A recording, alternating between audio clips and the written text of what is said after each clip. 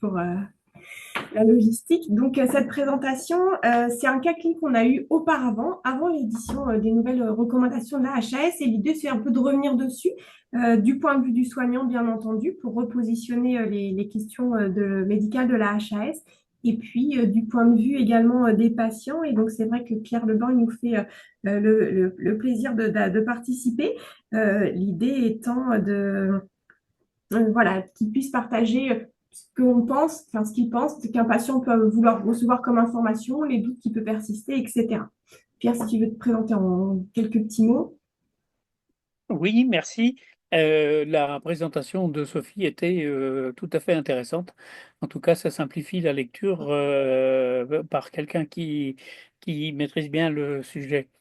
Alors, moi, je ne vais pas prétendre faire de la formation, mais plutôt de l'information, dans la mesure où je n'ai pas la compétence de ces dames d'une part, et d'autre part, où mon rôle est plutôt de donner l'avis et l'expérience des nombreux malades auxquels j'ai affaire assez régulièrement.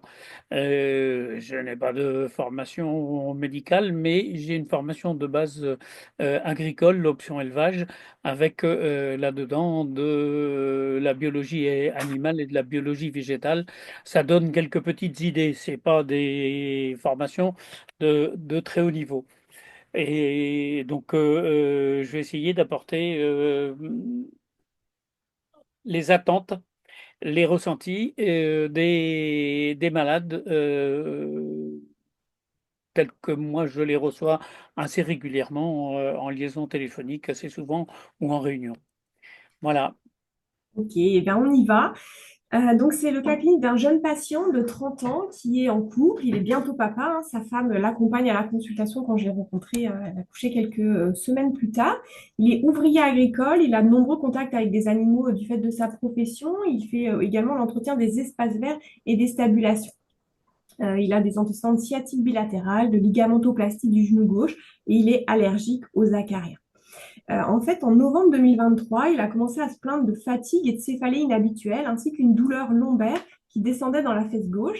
Et lui décrit très bien d'emblée que cette douleur, elle est parfaitement différente de ces douleurs qu'il a déjà eues de sciatique, puisque là, il y a une raideur qui est très importante, il y a des réveils nocturnes et il a une douleur de repos. Et ça, c'est vraiment des caractéristiques de la douleur qu'il n'avait pas eu dans les sciatiques précédentes, même si la douleur suit le même trajet.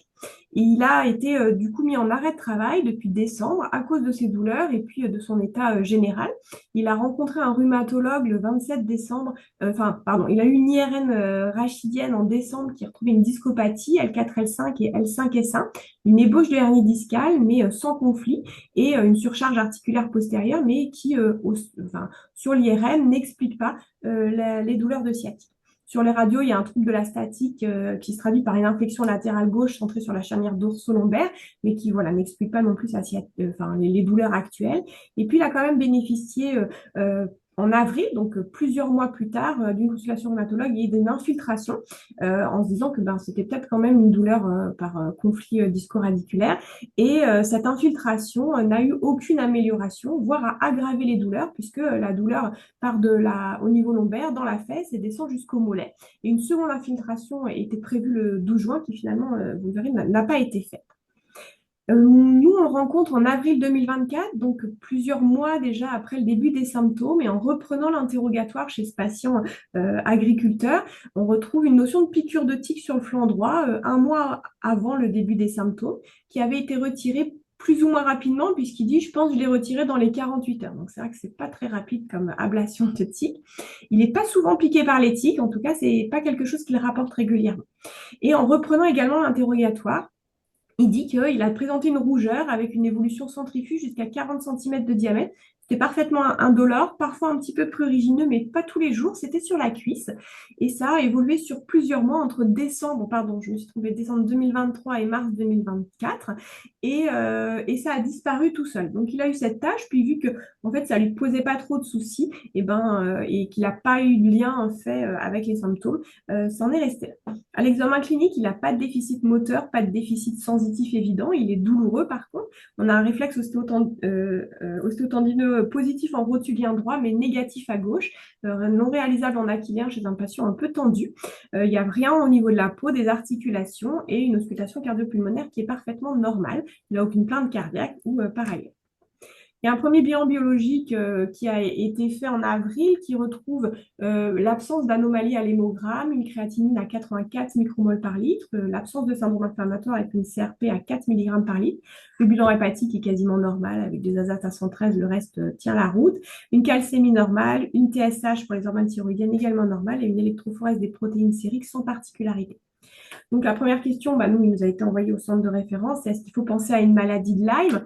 Et c'est vrai que quand on reprend les recommandations de la HAS et les tableaux cliniques qui vous ont été tout à l'heure présentés par Sophie, lui, il y a deux éléments qui nous font fortement penser à une borréliose de Lyme en termes de présentation clinique. Il a dû faire un érythème migrant, cette tache rouge qui a évolué sur plusieurs semaines et qui a évolué jusqu'à faire 40 cm en étant indolore. C'est assez compatible avec l'érythème migrant, d'autant qu'il a été piqué par une tique. Et puis la présentation actuelle, qui est une présentation de radiculite du nerf sciatique, également très évocatrice d'une neuroborréliose précoce survenant dans les 6 mois, qui est encore une fois la forme la plus fréquente de neuroborréliose. Et typiquement, c'est décrit comme des douleurs radiculaires, donc atypiques qui ne ressemblent pas aux douleurs de sciatique habituelles, résistantes aux antalgiques, insomniantes. Et donc ça, le patient cochait toutes les cases et qui surviennent préférentiellement dans le métamère correspondant au territoire de la piqûre de tique ou de l'érythème migrant. Et c'est vrai qu'il a décrit sa tache rouge sur la cuisse gauche, territoire dans lequel il a développé cette radiculite. Il n'avait par contre pas d'hypoesthésie, pas de faiblesse motrice. Et donc, on a quand même deux éléments cliniques très évocateurs. Et quand on reprend le trépied diagnostique qui a été également présenté tout à l'heure, donc je vous rappelle l'exposition au tic, des signes cliniques évocateurs et une microbiologie évocatrice, notamment une sérologie de Lyme positive, le patient il coche la première case puisque indépendamment du fait qu'il ait été piqué, il est ouvrier agricole, il travaille au contact des bêtes, au contact de la nature, donc il est dans un environnement à risque. Et en plus, il a été piqué un mois auparavant, donc ça coche la case exposition au tic dans l'année précédente. Il coche également les signes cliniques évocateurs, on l'a vu, puisqu'il a une douleur radiculaire, douloureuse, insomniante, résistante aux antalgiques habituels, et ça, c'est évocateur d'une méningo-radiculite de l'âme. Donc, on n'a pas encore à ce moment-là la sérologie qui a été réalisée. Et donc, devant cette hypothèse de borréliose de Lyme, je me tourne vers Pierre. Comment est-ce qu'on peut aborder l'hypothèse? Qu'est-ce que tu en penses, toi? De mon point de vue, la rougeur à évolution centrifuge jusqu'à 40 cm, c'est un érythème migrant. Plus les fatigues et les céphalées, c'est les premiers signes évocateurs qu'on trouve chez à peu près tous les malades. Et dans ce cas-là, moi je pense aux recommandations qui existaient déjà d'ailleurs en 2018 sur le sujet et qui disaient il y a un érythème migrant, on traite. Parce que l'érythème migrant est quand même une caractéristique majeure d'une maladie de Lyme.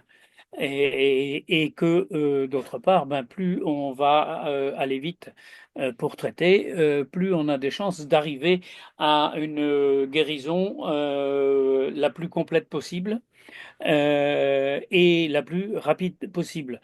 Parce que d'expérience, euh, plus les semaines et les mois passent, plus la lutte contre une maladie de Lyme devient complexe et trouve un certain nombre d'éléments qui vont encore compliquer la situation si, par exemple, il y a des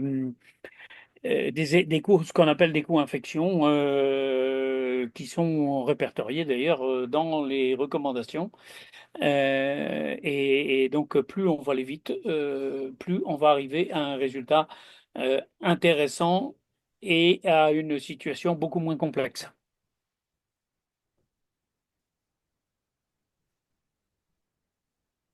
Ça répond à ta question? Oui, oui, oui, tout à fait. On avait aussi évoqué, tu disais que le fait d'attendre les résultats des investigations complémentaires, c'était quelque chose qui pouvait compliquer la guérison par expérience. Oui. Oui, puis à partir du moment où il y a un érythème migrant, pour moi, il y a pas d'autre solution que de traiter. Si effectivement, au bout de 15 jours de traitement ou 15 jours de traitement ou 3 semaines de traitement, il n'y a pas d'évolution, c'est que c'est pas la bonne route. Mais avec un Alors, héritage c'est vrai que migrant, là, je pense chez le, ce ra- patient-là, le- l'héritage migrant n'avait pas été vu probablement. oui, il a été signalé par contre A postérieurement. posteriori, ouais, ouais, tout Oui, à fait, tout à fait. tout à fait. Donc, bah voilà, c'est vrai que on entend bien ce que tu nous dis, que le diagnostic, plus on le fait tôt, mieux c'est. Et c'est vrai que toi, tu as ce retour de patient qui fait que ben, ça peut t'inquiéter du délai qui a été pris.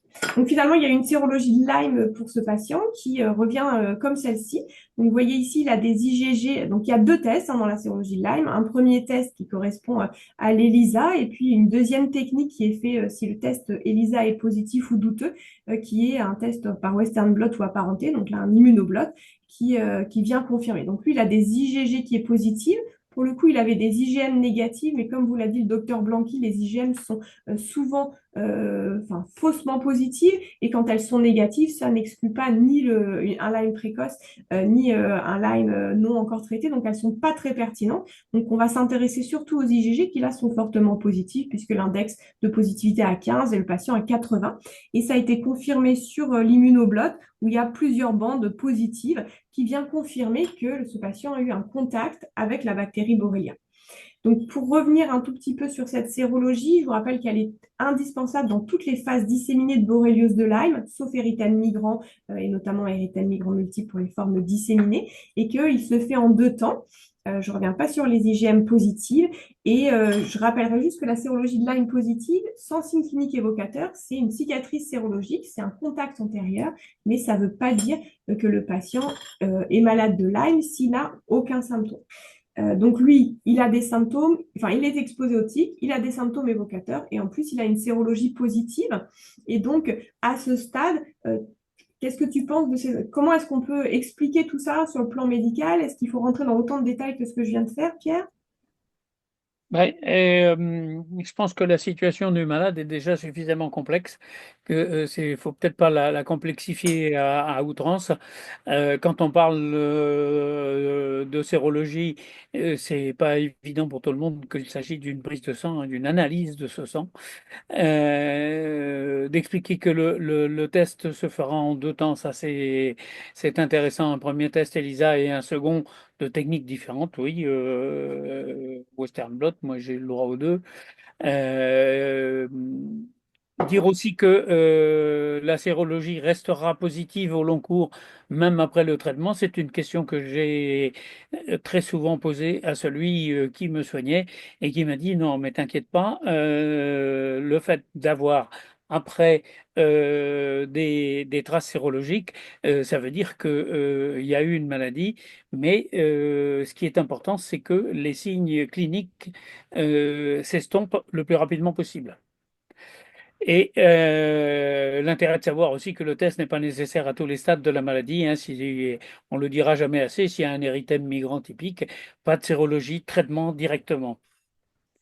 On a bien entendu. Alors, pardon, j'arrive pas à passer ma diapo. Voilà. Donc là, l'autre question, c'est est-ce qu'il va falloir faire des examens supplémentaires pour cette hypothèse de neuroborréliose? Quand on reprend l'arbre diagnostique dont tu as parlé, Sophie, c'est l'exposition au tic, les signes cliniques caractéristiques et la sérologie positive, ça fait une borréliose prouvée. Et j'ai juste rajouté les deux petits nota bene qu'il y avait en dessous, c'est que dans les formes disséminées, des examens complémentaires sont nécessaires pour confirmer ce diagnostic, avec l'analyse du LCR si c'est une suspicion de neuroborréliose, l'analyse du liquide articulaire si une suspicion d'arthrite de Lyme. Et pour le coup, pour ce patient-là, on est dans ce cadre-là, mais dans une forme disséminée, et donc des examens complémentaires sont proposés. Donc la ponction lombaire normalement s'impose. Elle a pour objectif de rechercher s'il y a une méningite, donc des cellules dans le liquide, s'il y a des protéines, une hyperprotéinorachie qui est en général assez modérée, et s'il y a une synthèse intratécale. Donc la synthèse intratécale, c'est le fait d'avoir une sérologie positive dans le LCR, et donc il y a tout un calcul pour voir si on a plus d'anticorps dans le LCR que dans le sang. Et en fait, dans les neuroborrélioses tardives, la sensibilité est excellente. Dans les neuroborrélioses précoces, la sensibilité est meilleure, elle est même meilleur que dans que la sérologie sanguine. Et donc, bon, alors lui, on le voit très tardivement puisqu'il est déjà à 4-5 mois d'évolution. Donc, la synthèse intratécale, on l'attend positive. Mais si on l'avait vu tout de suite, parfois la sérologie de Lyme n'a pas encore eu le temps de se positiver dans le sang, mais elle est déjà positive dans le LCR. Et donc, c'est un élément important pour faire le diagnostic. En termes d'imagerie, il n'y a pas vraiment d'examens qui sont recommandés pour affirmer le diagnostic de neuroborréliose, enfin, ou de borréliose de Lyme. L'intérêt du diagnostic d'imagerie, c'est pour éliminer ou pour rechercher un diagnostic différentiel ou associé, parce qu'on a le droit d'avoir un érythème migrant et une sciatique par un conflit vertébral au niveau de la racine sciatique. Donc, en fait, ça vient plutôt orienté vers un diagnostic supplémentaire ou différentiel. Et pour ce qui est de l'électrocardiogramme, on le fait pour des patients qui sont symptomatiques sur le plan cardiologique. Donc, il faut les examiner, bien entendu. Il faut leur demander, il n'y a pas de malaise, pas de palpitation, pas d'essoufflement, pas de douleur thoracique. Et en l'absence de ces signes fonctionnels cardiologiques, l'électrocardiogramme n'est pas obligatoire. Et s'il y en a, il faut absolument le faire pour rechercher un bloc auriculo-ventriculaire. Et c'est vrai que ça fait beaucoup d'informations et voilà, on se posait la question à quel point il faut expliquer tout ça aux patients. Et donc là aussi, c'est le regard de Pierre qui va nous, nous éclairer. Ben, je dirais que oui, les examens complémentaires peuvent être intéressants pour éventuellement trouver d'autres infections qui sont qu'on appelle des co-infections et qui sont loin d'être rares. Donc, ces recherches supplémentaires vont permettre de mieux cibler à la fois la borréliose de Lyme, mais aussi d'autres infections que la TIC a bien voulu laisser derrière elle. Les examens complémentaires, donc de ce fait, vont un peu modifier le traitement afin de prendre en compte les diagnostics associés, oui, pour les autres infections. Mais le problème, c'est que l'individu est en train de voir ses capacités physiques ou intellectuelles diminuer et est déjà en train de se demander comment tout ça, ça va se terminer. Donc, peut-être, oui, il y a intérêt de rester assez simple sur les explications des examens, hein, pour éviter d'avoir j'allais dire, de créer beaucoup d'anxiété. On a mis notamment pour la ponction lombaire, oui, un exemple, moi j'ai eu une ponction lombaire et j'ai dit au médecin, bon, on y va, il m'a dit non, ça y est, c'est fait. J'ai rien senti. Donc, je pense que les ponctions lombaires, le vulgum pecus en dit beaucoup de choses, parfois dramatiques, et des fois ça se passe très très bien. Inutile d'anticiper le détail de l'examen qui sera expliqué par l'infectiologue, le neurologue ou le rhumatologue. Oui, à une condition aussi, parce que ça fait partie des choses qu'on retrouve assez régulièrement, c'est qu'il considère qu'il n'a pas vu tout l'individu. Donc, que le spécialiste dise, moi, je n'ai rien trouvé, ça me paraît tout à fait logique. Qu'ils disent, vous n'avez rien, quand la personne se promène avec des cannes comme c'était mon cas, c'est un peu mal placé. Et informer le patient du délai prévisible avant les résultats, oui, parce que c'est pas parce qu'on a fait un examen qu'on a le résultat immédiatement. Et s'il met quelques jours à arriver, il faut bien l'avoir prévu. Ok. Effectivement, juste tu disais parfois la ponction lombaire ça se passe bien. Je dirais souvent la ponction lombaire ça se passe bien, même le plus souvent ça se passe très bien. Hein, donc c'est juste pour le Moi, petit mot. j'ai pas de statistiques là-dessus, mais je Ah, sais mais j'en dans ai mon fait un cas. certain nombre. On en fait un certain nombre. Bon, voilà. Le plus souvent, ça se passe quand même très, très bien. C'est vrai que tu Heureusement. parlais d'éco-infection, etc. Donc, ça peut arriver, notamment dans certaines formes cliniques. Alors, c'est vrai que là, il a un tableau de neuroborréliose et donc c'est peu évocateur de co-infection, surtout dans notre région où on n'a pas d'encéphalite. Mais c'est vrai que parfois, on peut chercher d'autres infections sur des formes cutanées, donc sur des formes fébriles ou bien des diagnostics associés, encore une fois, qui n'ont rien à voir. Donc, bah, lui, pour le coup, on n'a pas pu faire de ponction lombaire parce qu'il a fait un malaise vagal au moment de la réalisation et il n'a pas voulu que je refasse. Donc, on n'a pas eu le diagnostic, on va dire, prouvé par la ponction lombaire. Quoi qu'il en soit, il avait l'exposition otique, il avait des signes cliniques évocateurs et il avait une sérologie de Lyme fortement positive. On a décidé de débuter un traitement par doxycycline à 200 mg par jour pendant 21 jours. Je rappelle que nous sommes en 2024. Et voilà, avec deux questions. Est-ce que c'est bien le traitement recommandé? Est-ce qu'il faut associer d'autres prises en soins? Donc, je vous rappelle que maintenant, la dose de doxycycline pour une neuroborreliose est passée à 4 mg par kilo et par jour. Donc, il aurait eu probablement plutôt 300 ou 400 mg kilo, 400 mg par jour. Mais bon, on était à l'époque des anciennes recommandations et en l'absence d'études vraiment on va dire, sous-tenant ça, on a fait ce qui était recommandé à l'époque à 200 mg par jour en deux prises pendant 21 jours parce que lui, finalement, on le voit un peu tardivement par rapport au début des symptômes. Et donc, on a décidé de le traiter comme si c'était une neuroborréliose tardive d'évolution de plus de 6 mois. En fait, il était tout pile à 5-6 mois. La quatrième étape, c'est bien sûr de le traiter. Et au-delà de l'antibiothérapie, il faut associer tout un parcours de soins, notamment antalgique, parce que ce patient, ça fait 4 mois qu'il a mal, 4 mois qu'il dort mal. Poursuivre son arrêt de travail, s'assurer que son arrêt de travail n'est pas problématique. Et en fait, il l'a été puisqu'il a été renvoyé, ce patient. Il a perdu son emploi. Et puis, je pense que c'est important d'expliquer l'évolution attendue d'une neuroborréliose, puisque la plupart des symptômes vont s'amender en quelques semaines, mais bon, ça peut prendre du temps, surtout si on a traité tardivement le patient, et ce qui est le cas ici. Quand on regroupe un peu les études, il y a 88% des patients qui ont une disparition des signes neurologiques objectifs à 12 mois et 95% à 33 mois. Et pour les signes subjectifs, à 90%, elle a complètement disparu à 5 ans. Donc, ça peut quand même être long. Et donc, dire aux patients, bah oui, il y a un certain nombre de choses qui risquent de prendre du temps, c'est important. Euh, Effectivement, essayer d'anticiper les séquelles, mettre des traitements sur les douleurs neuropathiques et la présence de douleurs neuropathiques persistantes au-delà du traitement antibiotique n'est pas un signe d'échec, c'est un signe de lésion neurologique. Ça peut régresser, mais ça va risque de prendre du temps. J'avais juste mis les outils qui étaient proposés dans les recommandations et vu que le docteur Blanqui vous les a présentés, je n'y fais pas plus attention.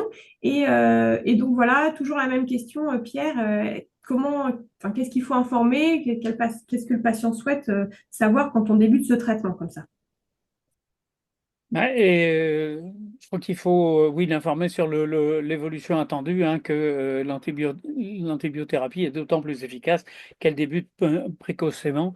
Euh, on peut dire que si eh ben, les semaines perdues coûtent cher pour arriver à une guérison au moins partielle, si ce n'est complète. Et complète, c'est encore mieux. Euh, Plus le temps passe, plus les chances de guérison complète, je pense, s'amenuisent. Et quand on a dépassé les 6 mois, ça devient déjà beaucoup plus difficile. Hein. Ne pas hésiter à vérifier la conformité du traitement aux recommandations. Moi, j'avais un petit peu d'avance parce que sous doxycycline, j'avais décidé de me passer à 400 mg et vous voyez, je n'avais que 10 ans d'avance sur le sujet. Mais je voyais ma guérison ralentir à 200 mg jour. Bon, je dois faire dans les 80 kilos. Je pense qu'un tout petit peu plus aurait peut-être amélioré le résultat en termes de délai de guérison. Et Ok. informer sur la bonne tolérance attendue des fortes doses de doxycycline, oui, j'en ai parlé souvent avec mon médecin qui m'a dit, t'inquiète, avec la doxycycline, il n'y a pas beaucoup de problèmes.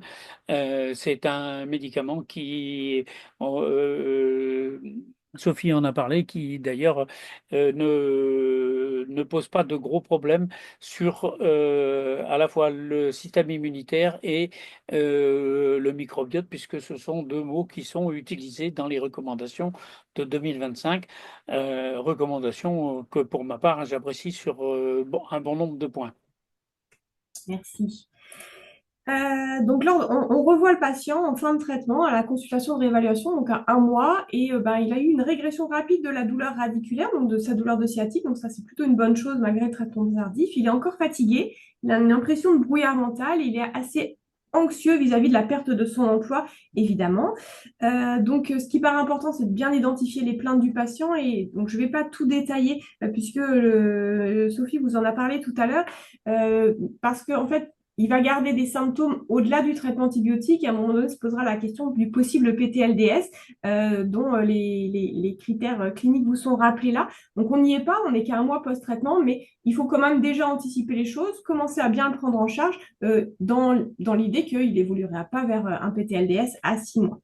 Donc ça, elle vous en a parlé. Je reviens juste sur le fait que les formes disséminées, les formes tardives et le retard diagnostique et thérapeutique sont des déterminants qui sont associés au développement et à la sévérité du syndrome post-infectieux. Et c'est vrai que ce patient-là, il cochait déjà ces deux cases-là.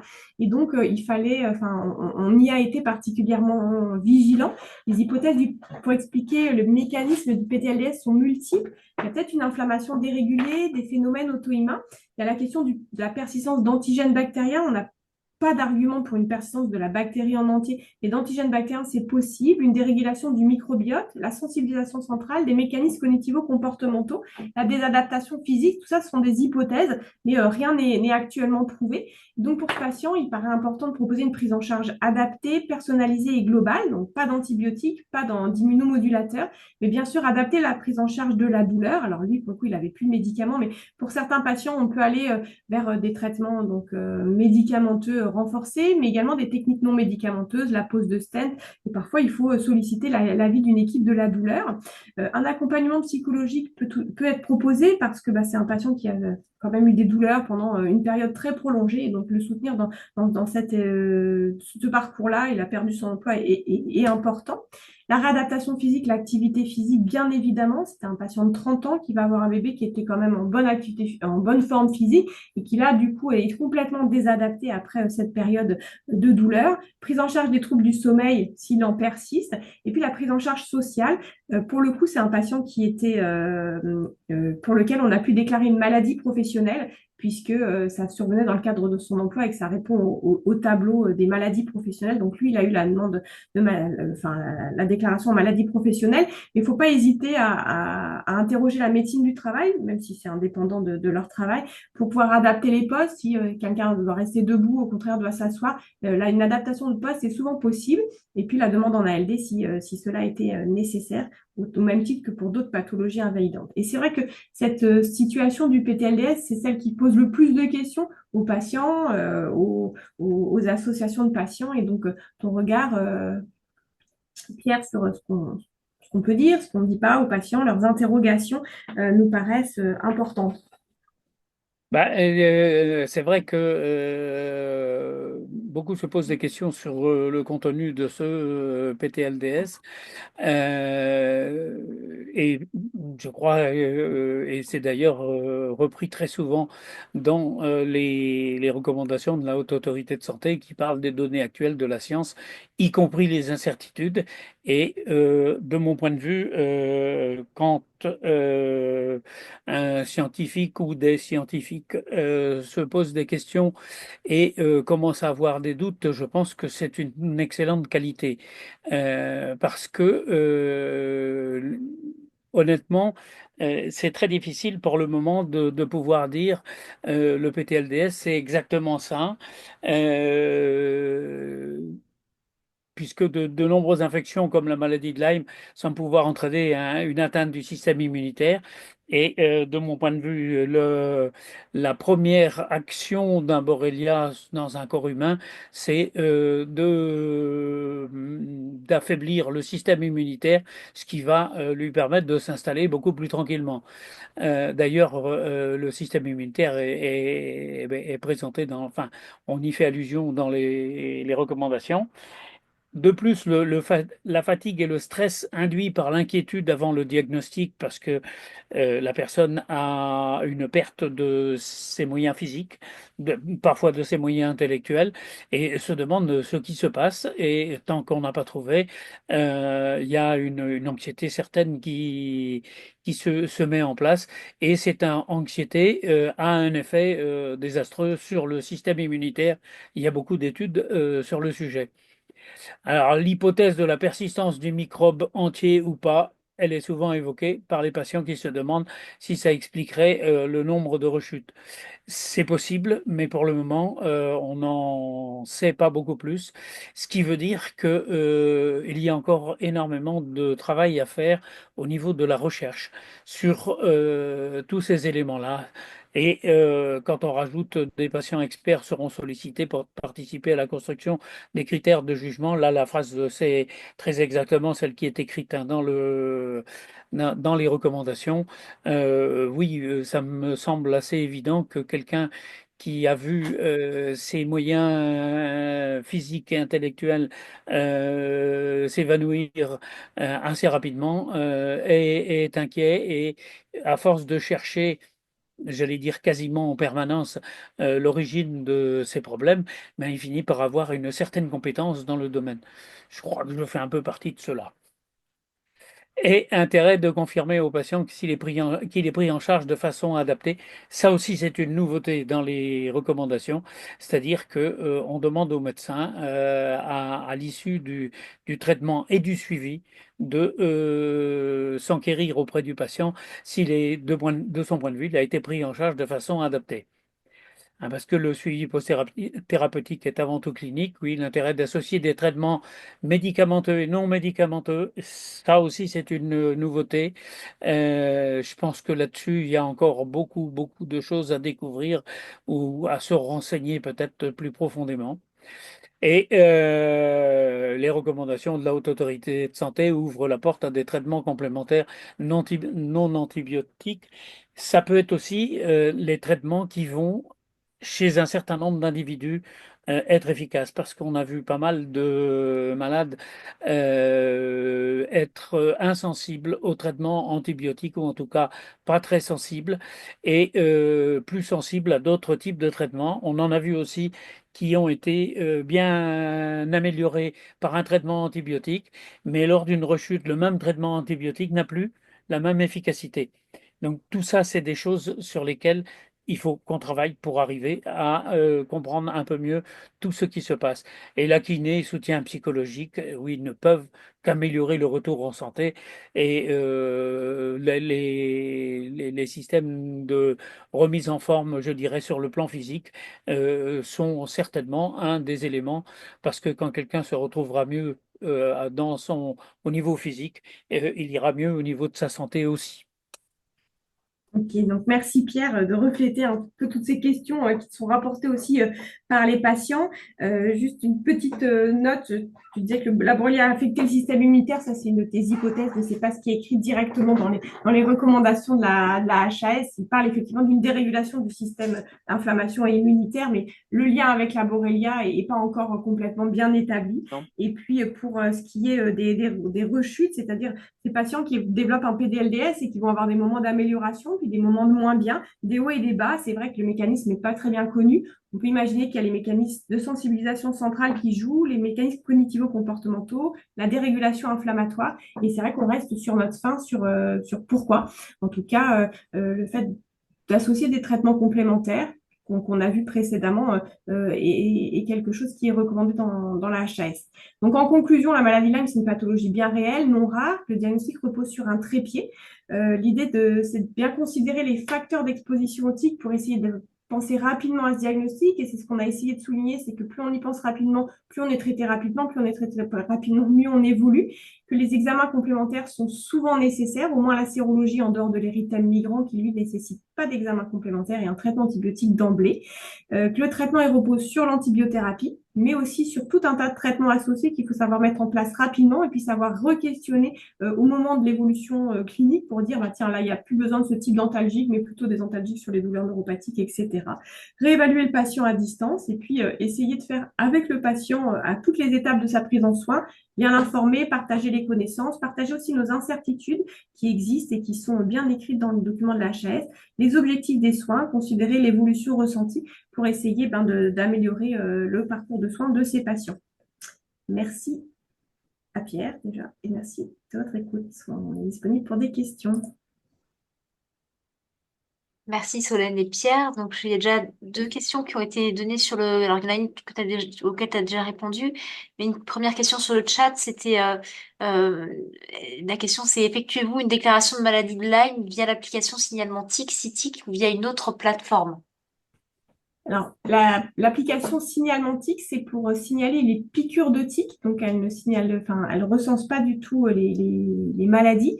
C'est quand vous vous faites piquer par une tique, vous pouvez sur l'application dire où vous vous êtes fait piquer, si c'est un être humain ou si c'est un animal qui s'est fait piquer, et puis envoyer la tique pour qu'elle soit ensuite analysée dans le cadre d'un programme de recherche participative. Les résultats ne sont pas donnés, on va dire, de façon personnelle. Ce sont des résultats généraux qui sont traités par ce programme de recherche participative. Là, on ne déclare pas les cas de maladie de Lyme. Il y a, comme vous l'a présenté Sophie, des médecins généralistes qui font partie du réseau Sentinelle qui vont recenser. Et à partir de ce réseau Sentinelle, il y a une estimation statistique du nombre de borréliose de Lyme en médecine générale qui est effectuée par Santé publique France. Et à l'hôpital, nous, dans le cadre du programme d'informatisation du système d'information, on cote les gens que l'on voit pour une maladie de Lyme en hospitalisation, mais ce n'est pas une déclaration comme une déclaration obligatoire qu'on peut voir pour d'autres maladies comme la tuberculose. Donc c'est sûr qu'on n'a pas un nombre très précis des borrélioses de Lyme, on a des estimations, elles valent ce qu'elles elles valent ce qu'elles valent, mais l'intérêt, c'est que c'est toujours les mêmes depuis plusieurs années et que ça permet de suivre les tendances.